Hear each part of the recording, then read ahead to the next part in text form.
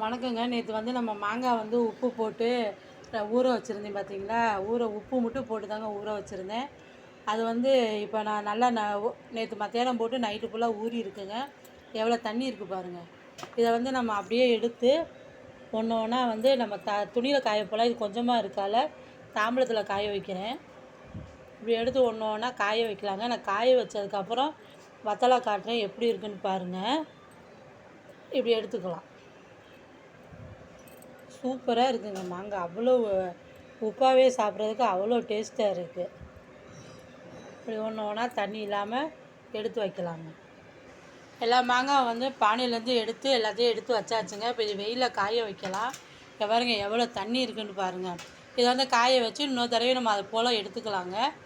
இது எப்படி இருக்குன்னு சொல்லுங்கள். பாய் டைமுக்கு அடுத்த வீடியோவில் பார்க்கலாம்.